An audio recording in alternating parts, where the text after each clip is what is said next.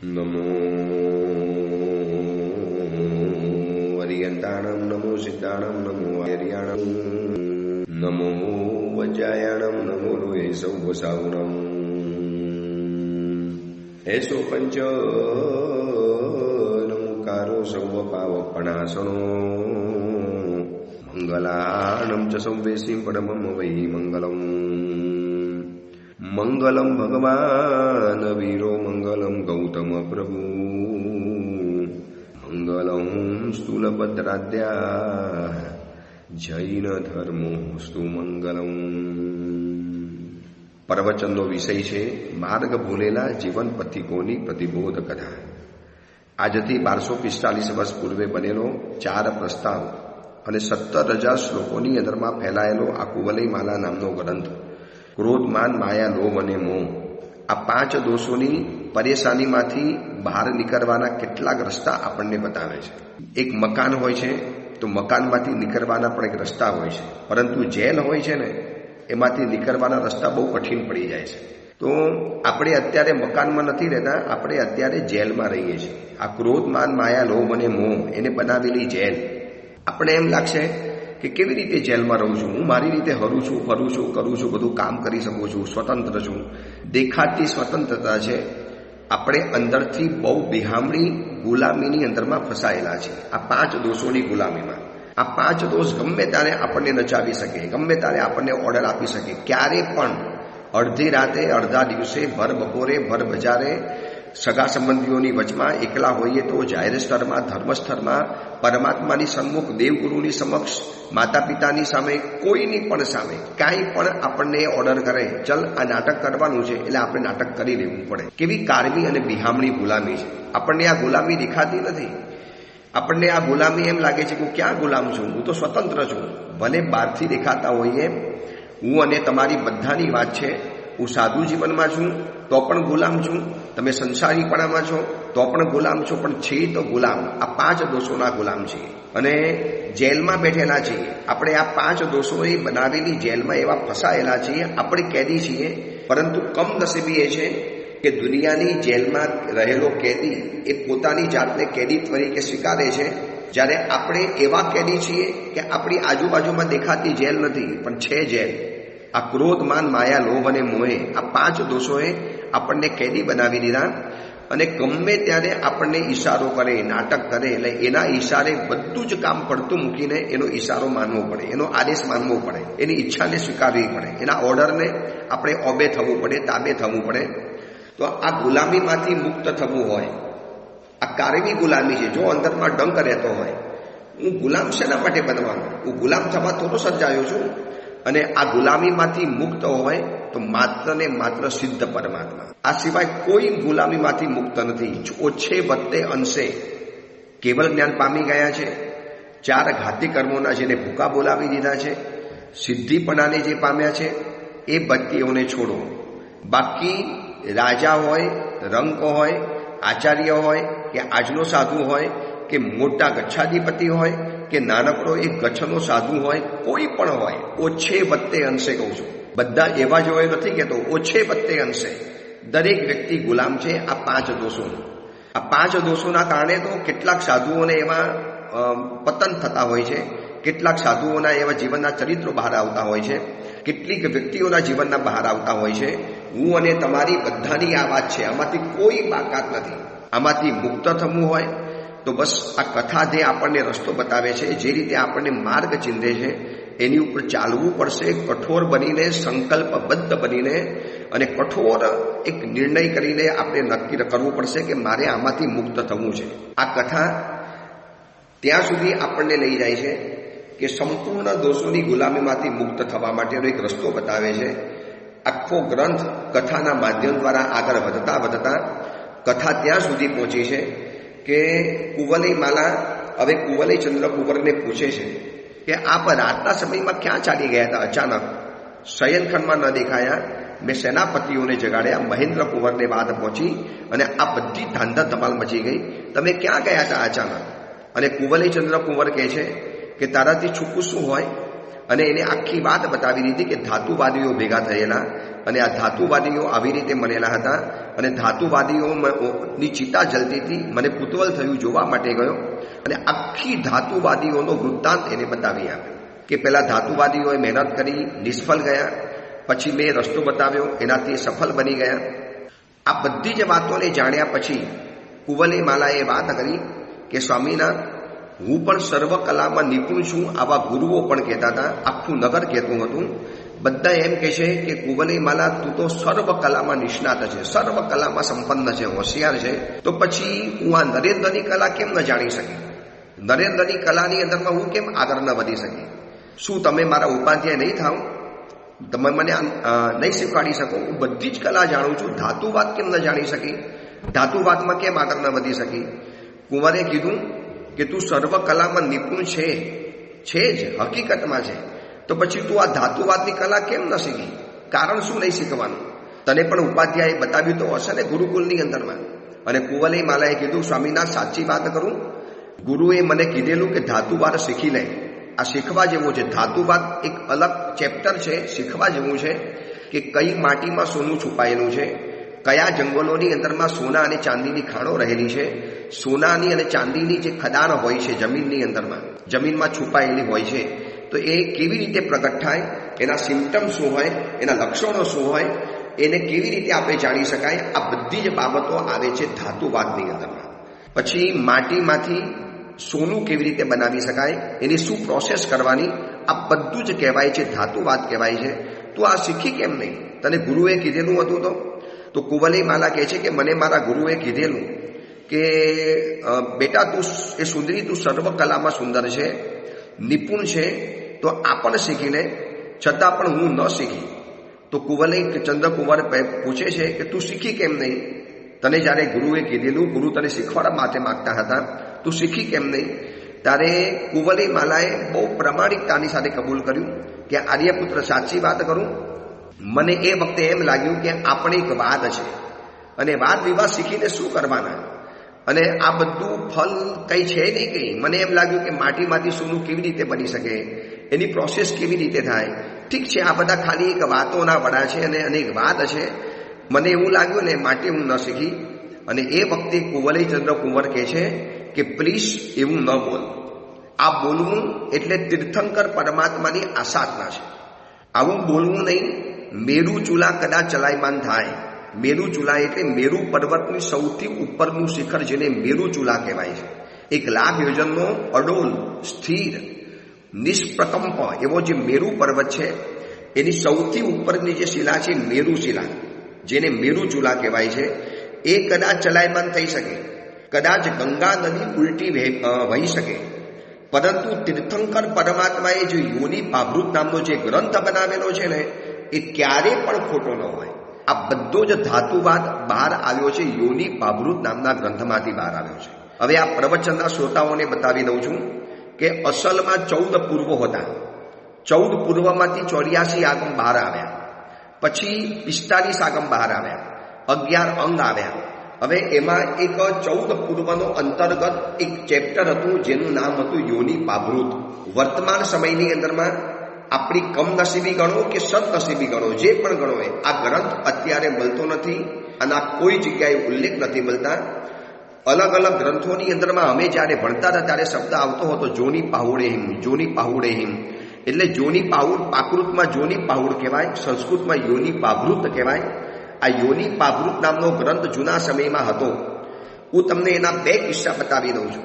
2 સત્ય પ્રસંગો શાસ્ત્રોની અંદરમાં બતાવેલા છે કે યોનિ ભાભૃતની અંદરમાં શું વાતો બતાવેલી હતી. આ તો સારું છે કે વર્તમાન સમયમાં આ ગ્રંથ નથી મળતો. બાકી મારા જેવા અયોગ્ય સાધુઓને જો આ ગ્રંથ હાથની અંદરમાં આવી ગયો હોત ને, તો દરેક સાધુએ પોતાની એક દુકાન ખોલી નાખી હોત. હકીકતમાં કહું છું, દુકાન ખોલી હોત. શ્રાવકોને તો કદાચ આ ગ્રંથ ભણવાનો અધિકાર મળત નહીં, અને સાધુને જે મળ્યો હોત ને, તો હું પ્રવચન પણ ના આપત, હું આ ઓડિયો પ્રવચન પણ ના આપત, હું સંઘમાં ચોમાસા પણ ન કરત. મારી એક દુકાન ખુલી ગઈ હોત. અને આ યોનિ ભાભૃત ગ્રંથની જે તાકાત છે ને, હું તમને ખાલી એના 2 પ્રસંગ બતાવી દઉં છું.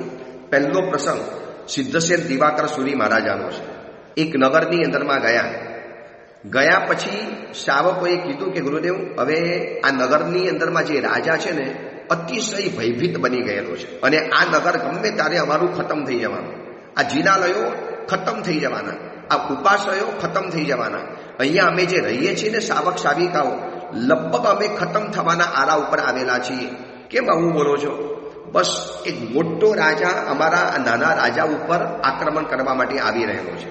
ગુરુદેવ, સાચી વાત કહું, આ શાવક આ ગામનો જે રાજા છે ને બહુ સજ્જન છે, બહુ સારો છે, બહુ લોકપ્રિય છે, પ્રજાપ્રિય છે, કોઈ જ્યાદા ટેક્સ નથી નાખતો, બધાને બધાની રીતે આગળ વધવા દે છે, દરેક ધર્મ ઉપર એનો સંભાવ છે, દરેક ધર્મવાળાને સહાય અને સાથ આપવા તૈયાર છે.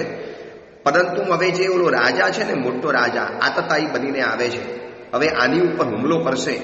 આ રાજાની પાસે એટલું સૈન્ય નથી કે યુદ્ધ કરી શકે, અને અમને નગરની અંદરમાં એવું એલાન કરી દેવામાં આવ્યું છે કે બધા પોતપોતાની મિલકતો સંભાળી લો, પોતાના ધન દોલત સંભાળી લો, પોતાના પરિવારને સાચવી લેજો, ગમે ત્યારે આ રાજાનો હુમલો થવાનો છે, એની સવારી આવી રહેલી છે. ગુરુદેવ, આપ પણ વિહાર કરી જાઓ. શ્રાવકોએ સિદ્ધસેન દિવાકર સુરી મહારાજાને વિનંતી કરી કે આ યોની પાભૃત ગ્રંથની શું તાકાત છે, શું પ્રભાવ છે, એનો તમને બે દ્રષ્ટાંત બતાવી દઉં છું. અને આચાર્ય ભગવંતે કીધું કે એક કામ કરી શકાય, તમે રાજાની સાથે મારો પરિચય કરાવી શકો? સાહેબ, કરાવી શકીએ ને, એમાં શું વાંધો છે? નગર શેઠ હતા, લઈ ગયા આચાર્ય ભગવંતે સિદ્ધસેન દિવાકર સુરીશ્વરજીને રાજાની પાસે. રાજાને જઈને કીધું, આપ સજ્જન છો, સારા છો, પ્રમાણિક છો, પ્રજાપ્રિય છો, લોકવત્સલ છો. ગુરુદેવ, બધી વાત સાચી. હવે આ બધું થોડા દિવસનો ખેલ છે. એક રાજા રાજ્ય લાલસાના કારણે મારા રાજ્ય ઉપર હુમલો કરવાનો છે, મારું રાજ્યનો બહુ વિકાસ થયેલો છે. હવે એ રાજા હુમલો કરશે ને એમાં ખબર નથી કે બધું જ ખતમ કરી નાખશે. હું લડીશ, મારી તાકાત હશે ત્યાં સુધી લડીશ, પણ મને પાક્કી ખાતરી છે કે સૈન્ય મારી પાસે ઓછું છે. લડવાનો જુસ્સો ઓછો નથી, લડવાની તાકાત ઓછી નથી, પરંતુ મારી પાસે એટલું સૈન્ય નથી, એટલા સરસ શસ્ત્ર સરંજામ નથી, મારી પાસે એટલા હાથી અને ઘોડા નથી કે જેને ફાઇટ આપી શકું. બસ ગુરુદેવ, આપ આવ્યા, દર્શન કર્યા છે, હવે આ નગરનો આટલો વિકાસ તો મેં કર્યો, હવે વિનાશ થવાનો છે. એ વખતે સિદ્ધસેન દિવાકર સુરી એ રાજાને કહે છે કે હું તમને એક રસ્તો બતાવું છું, તમારે આ રસ્તો બીજા કોઈને પણ નહીં બતાવવાનો. હું તમને હજારોનું પાયદળ ઘોડેસવાર સૈનિકો તમને આપું. સાહેબ, ક્યાંથી આપશો? આટલા બધા ઘોડા ખરીદવાની તાકાત રાતોરાત તો મારી પાસે નથી. આટલા બધા સૈનિકોને હું તૈયાર નહીં કરી શકું. હું તમને કરાવી આપું છું ને. આચાર્ય ભગવંતે કીધું કે એક કામ કરજો, આવતીકાલે રાતના તમે સરસવનો મોટો ઢગલો, જે સરસવ આવે ને, પીળા સરસવ આવે છે, કાળા સરસવ આવે છે, એક મોટો સરસવનો ઢગલો, મોટો ઢગલો થાય એટલો ઢગલો કરીને તમે તૈયાર રાખજો. હું રાતના સમયની અંદરમાં યોગ્ય શાવકને લઈને તમારી પાસે આવીશ અને કામ તમારું થઈ જશે. રાજા આશ્ચર્ય પામ્યો. સરસવનો ઢગલો અને એમાંથી કામ થઈ જશે. પણ રાજા હતો, ગુરુ કહે છે, સંન્યાસી કહે છે, એક મહાત્મા કહે છે, વિશ્વાસ રાખી લઈએ. યોગ્ય ગંભીર શાવકને લઈ સિદ્ધસેન દિવાકર સુરીજી એકલા રાજાને જઈને મળ્યા. બધી પ્રોસેસ વગેરે કરી, જાપ વગેરે કર્યો, દેવગુરુનું સ્મરણ કર્યું. શ્રી તીર્થંકર ગણધર પ્રાસાદાત એસ મમ યોગ ફલતું, નમો અરિહંતાણમ, નમો સૌપસિદ્ધાણમ, આ બધા જાપ શરૂ કર્યા. યોગ્ય આચાર્ય ભગવાન, યોગ્ય સમય, યોગ્ય વ્યક્તિ, યોગ્ય કાર્ય માટે જ્યારે આવું કંઈક કરે ને એટલે આ બધા કાર્યો સફળ થાય. અને યોની પાભૃત નામના ગ્રંથની અંદરમાં બતાવેલો એક પ્રયોગ એવો હતો કે સરસવના દાણાની અંદરમાં અમુક સમયની અંદરમાં અમુક પ્રોસેસ કરવાની અંદરમાં આવે તો એમાંથી જેટલા સરસવના દાણા છે, દરેક દાણામાંથી એક એક ઘોડેસવાર શસ્ત્ર સરંજામ સાથે તૈયાર થઈને બહાર આવે. રાજાને કીધું, બસ આ પ્રોસેસ કરવાની છે, આટલું કરી લો. જે એની પ્રોસેસ હતી એ તો બધી યોની પાભૃત ગ્રંથની અંદરમાં હોય. ઇતિહાસ કહે છે, ઇતિહાસનો આ પ્રસંગ છે, સત્ય ઘટના છે.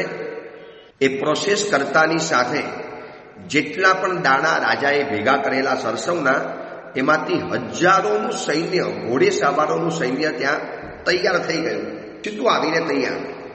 રાજા આશ્ચર્ય પામી ગયો. હજારો ઘોડેસવાર, ઘોડા તૈયાર, ઉપર બેઠેલા સૈનિકો તૈયાર, એને પહેરેલું બખ્તર તૈયાર, એક હાથની અંદરમાં ભાલો, શરીર ઉપર પહેરેલું કવચ, માથા ઉપર પહેરેલું શિરસ્ત્રાણ, વિવિધ પ્રકારના આયુધો હાથની અંદરમાં તૈયાર અને જુઝારૂ આવા સૈનિકોને જોયા અને આચાર્ય ભગવંતે કીધું કે તમારે લડવાની જરૂર જ નહીં પડે. આ બધા જ સૈનિકોને સાથે આ હજારોનું આ સૈન્ય છે. બસ તમે જ્યારે એનો રાજા હુમલો કરવા માટે આવે ને ત્યારે રાજાની સામે આ સૈન્ય લઈને ઉભા રહી જાય. પછી સાહેબ તમારે લડવું જ નહીં પડે. હું તમને કહું ને, લડ્યા વગર તમારું કામ પતી જશે. સિદ્ધસેન દિવાકર સુરીશ્વરજીના આદેશ પ્રમાણે રાજા આખું સૈન્ય લઈને જ્યારે નગરની બહાર ગયો, સામેનો જે દુશ્મન રાજા જે હુમલો કરવા માટે આવેલો ને એને જાસૂસો દ્વારા, પોતાના ચર દ્વારા, પોતાના સ્પાય દ્વારા તપાસ કરાવેલી હતી કે આ રાજાની પાસે તો 5-15 હજારનું જ પાયદર છે અને એની પાછળ હજારોની સૈન્યની અંદરમાં નજર નાખો ત્યાં સુધી એક સરખા ઘોડા, એક સરખા સૈનિકો, એક સરખા આયુધ. રાજા તો અચંબો પામી ગયો કે આ વાત ખોટી કેવી રીતે પડી. આની પાસે તો મારા કરતા 10 ગણું સૈન્ય છે. હું નહીં ટકી શકું આની સામે. હું તો પારકી ભૂમિની અંદરમાં આવ્યો છું. જો યુદ્ધ કરવા ગયો અને આ કસાયેલા, તૈયાર થયેલા એના ઘોડાઓ જુઓ, એના હથિયાર જુઓ, એના સૈનિકો જુઓ. મારી પાસે સમાચાર ખોટા આવ્યા.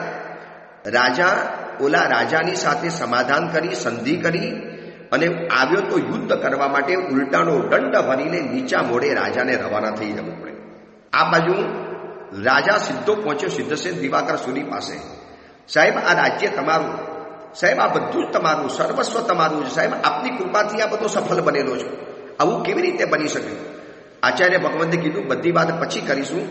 અને આચાર્ય ભગવંતે અમુક પ્રોસેસ કરી અને જે હજારો સૈનિકો જે આવેલા હતા એક ક્ષણભરની અંદરમાં અલોપ થઈ ગયા. આ સત્ય પ્રસંગ છે. ઇતિહાસની અંદરમાં મળતો આ સત્ય પ્રસંગ છે. યોની પાભૃત ગ્રંથ દ્વારા સરસવમાંથી આવા સૈનિકો પેદા કર્યા અને વળી પાછા સૈનિકો અલોપ થઈ ગયા અને રાજાની લાજ બચી ગઈ. રાજા જૈન ધર્મ બની ગયો. જૈન ધર્મનો જય જયકાર બની ગયો.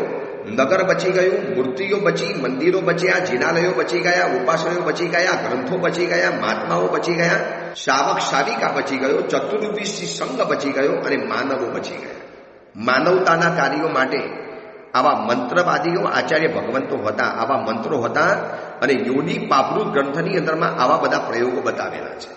હવે બીજો પ્રસંગ, જે સમયમાં યોની પાભૃત ગ્રંથ હાજર હતો, આ તો સદનસીબી ગણો કે કમનસીબી ગણો, જે ગણો તે ગણો. કમનસીબી એ છે કે વર્તમાન સમયની અંદરમાં શાસન જોખમમાં છે, તીર્થો જોખમની અંદરમાં છે, સમરસમની ભગવંતોનું અસ્તિત્વ જોખમની અંદરમાં છે, શાવક શાવિકાઓની જિંદગી જોખમની અંદરમાં છે, સંસ્કારો જોખમમાં છે, પરંપરાઓ જોખમમાં છે, સિદ્ધાંતો અને સત્ય જોખમની અંદરમાં છે. છતાં પણ આવો ગ્રંથો અત્યારે જોવા નથી મળતા અને આપણે નીચી મૂંડીએ બધું જ અપમાન સહન કરવું પડે છે. આ કમનસીબી છે. પણ સદનસીબી એ છે કે જો અયોગ્ય સમર શાવકોના હાથની અંદરમાં આ યોની પાભૃત ગ્રંથ પહોંચી ગયો હોત, એના આ બધા પ્રયોગો પહોંચી ગયા હોત તો શું હાહાકાર સર્જાઈ ગયો હોત ને ખબર ન પડે. દુકાન શરૂ થઈ ગઈ હોત, લાખો રૂપિયામાં પ્રયોગો વેચાયા હોત અને અયોગ્ય વ્યક્તિઓના કાર્યો બે રોકટોક થતા હોત.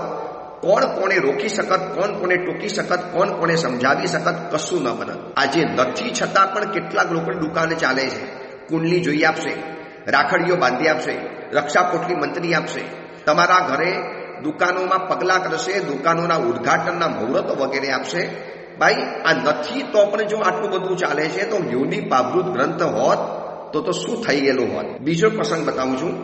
જ્યારે યોની પાભૃત ગ્રંથ હતો અને એનો સ્વાધ્યાય કરવાનો સમય હતો અને એવો નિયમ હતો કે યોની પાભૃત ગ્રંથનો સ્વાધ્યાય રાતના સમયમાં જ થતો હતો. એ પણ રાતના 12 વાગ્યા પછી થતો. લોકોની સમક્ષ નહોતો કરવામાં આવતો, કારણ કે આ બધા પ્રયોગો, મંત્રો, આ શબ્દો જો જાહેરમાં બોલવામાં આવે અને કોકને ખબર પડી જાય તો એ પ્રયોગ કરી શકે. એમાં બન્યું એવું કે આ ગ્રંથોનો સ્વાધ્યાય પણ બહુ ધીમા અવાજે એકલા કરતા હોય તો ખાલી પોતાને ખબર પડે એવી રીતે, અને ગુરુને સંભળાવતા હોય તો ગુરુના કાનમાં શબ્દ જાય એવી રીતે. હવે એક શિષ્ય હતો, યોની પાભૃત ગ્રંથનો સ્વાધ્યાય પોતાના ગુરુ પાસે કરતા હતા. સમય જાળવી લીધો, રાતના જ કરતા હતા, 12 વાગ્યા પછી. હવે જે મકાનની અંદરમાં સ્વાધ્યાય કરતા હતા ને એની પાછલા જ મકાનની અંદરમાં એક મોટા માછીમારનું ઘર હતું, જે માછલાનો વેપાર કરતો હતો.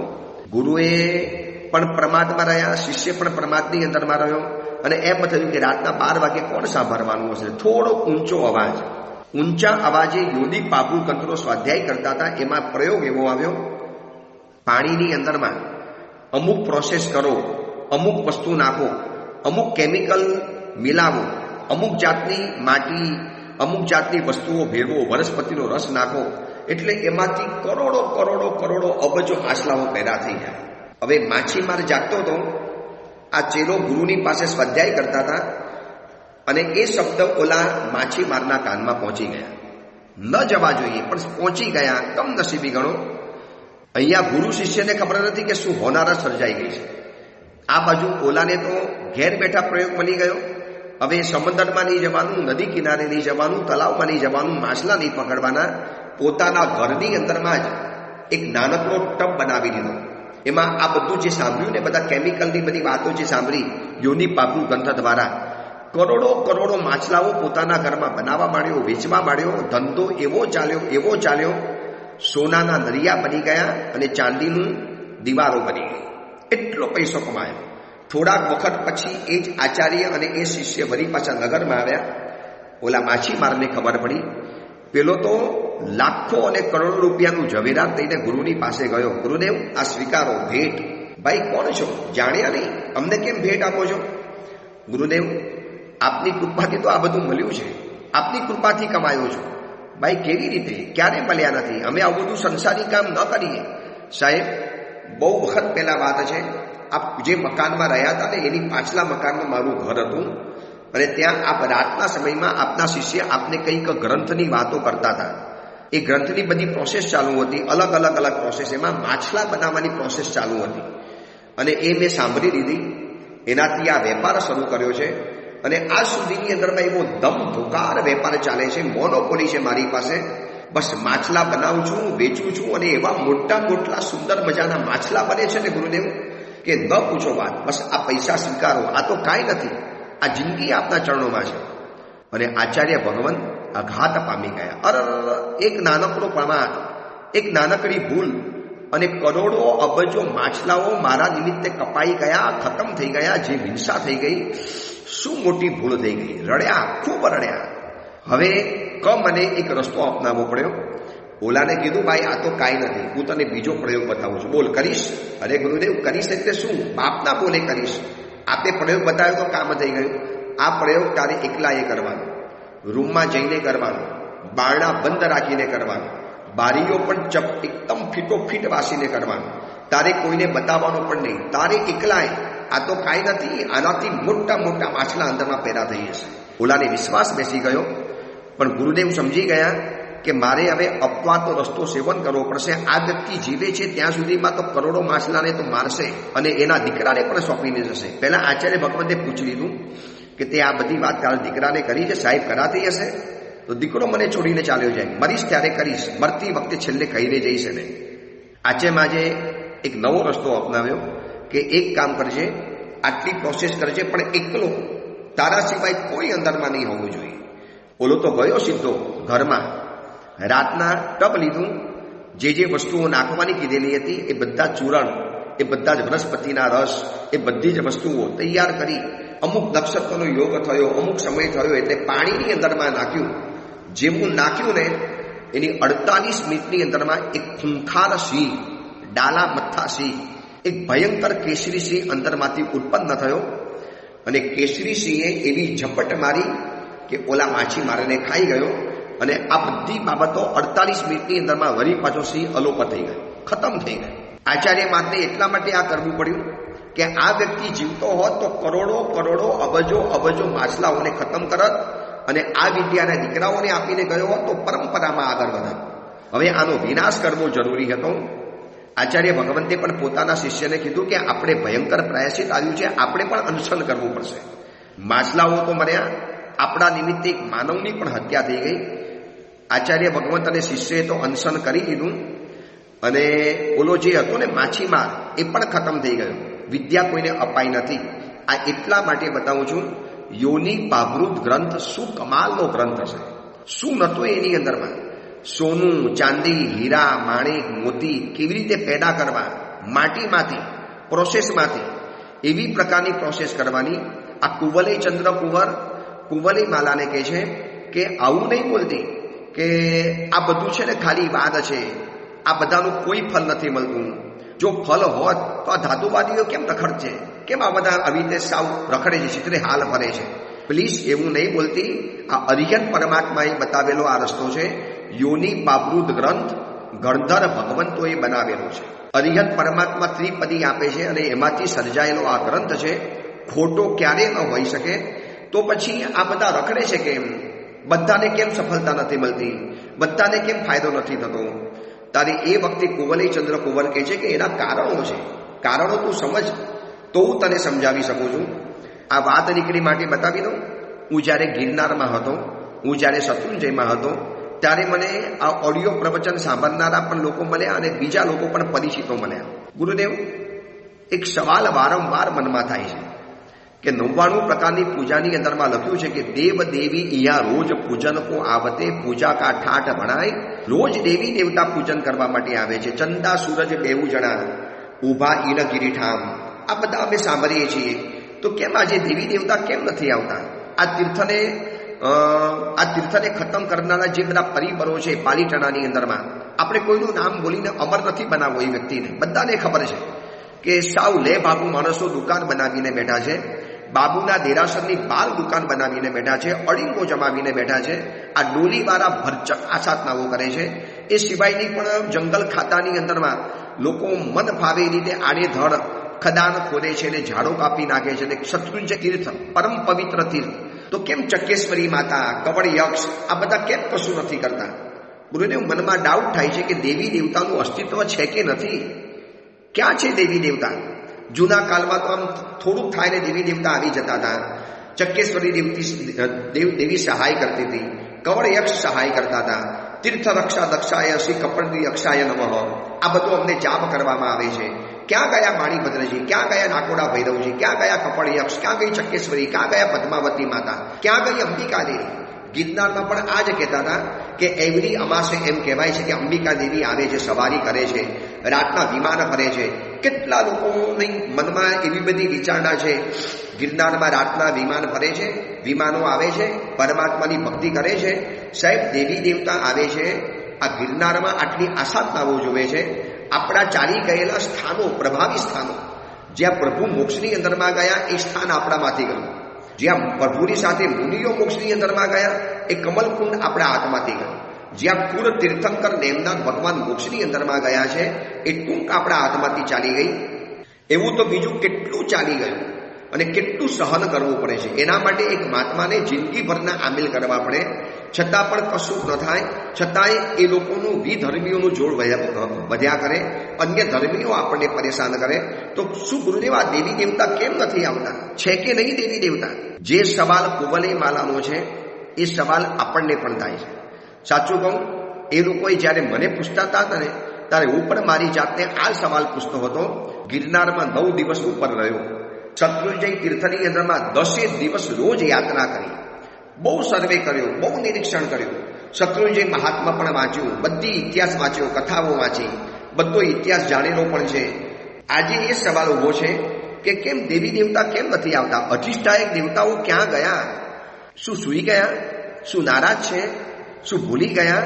કે શું અધિષ્ઠાયક દેવતાઓની ફરજ પડી ગઈ? શું એ ચડી ગયા? કેટલા બધા સવાલ છે. હવે આ સવાલનો જવાબ શું આપવાનો?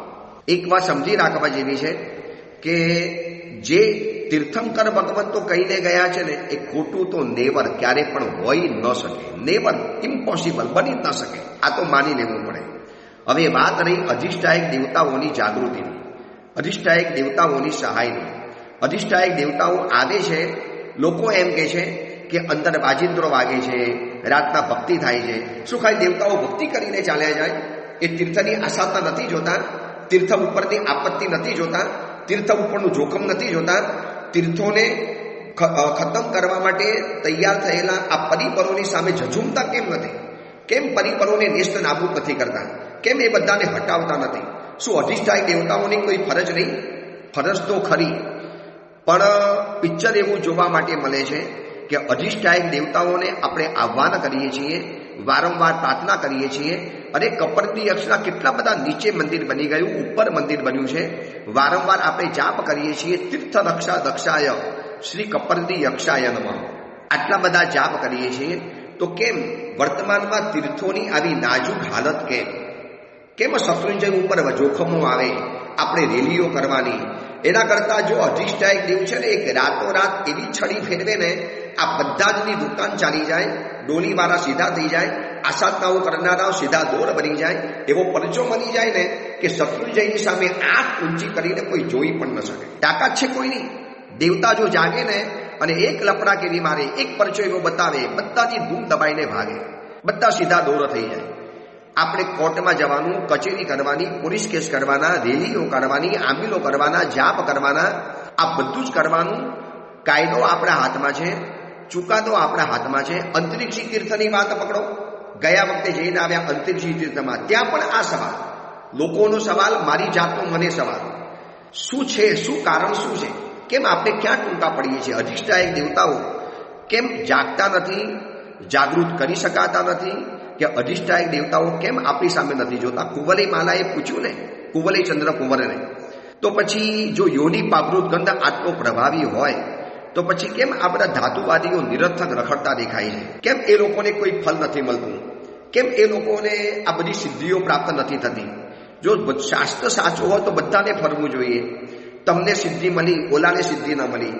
એ વખતે કુંવલી ચંદ્ર કુંવર જે કારણો બતાવે છે ને, એ કારણો આપણે પણ વિચારવા જેવા છે અને એમાંથી આપણને જવાબ મળશે કે અધિષ્ઠાયક દેવતાઓ છે એ પાક્કી વાત, અધિષ્ઠાયક દેવતાઓ હતા એ પણ પાક્કી વાત, પહેલાના કાળમાં આવતા હતા એ પણ સાચી વાત. આજે અધિષ્ઠાયક દેવતાઓ કદાચ નથી દેખાતા.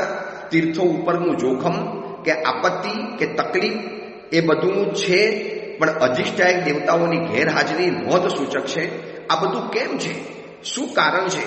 બસ એની વાત આપણે આવતીકાલે વિચારીશું. બહુ લાંબુ ચેપ્ટર છે, આજે તો સમય થઈ ચૂકેલો છે, પણ જાણવા જેવી વાત છે. યોની પાવૃત ગ્રંથ સાચો છે, ધાતુવાદ એમાં આવેલો છે. જ્યારે કુંવલી માલા પૂછે છે કે જો સાચું હોય તો પછી આ બધા નિરર્થક કેમ રખડે છે, આ બધા નરેન્દ્રો બધા કેમ ખોટા પડી જાય છે? તો એની પાછળના કેટલાક કારણો છે, કેટલીક નગ્ન અને સત્ય હકીકતો છે જે કદાચ સાંભળવી નહીં ગમે. આ તો મેં જે પ્રિડિક્શન કર્યું છે, મેં જે નિરીક્ષણ કર્યું છે એ વાત છે. હું કંઈ ભગવાન નથી, હું પણ ખોટો હોઈ શકું છું. એ અંગેની આપણે વાત, મહત્વની વાત આપણે આવતીકાલે કરીશું. એ જ મંગલ કામના, મંગલ ભાવના. જેના વિરુદ્ધ કાંઈ પણ બોલાયું હોય તો મિચ્છામી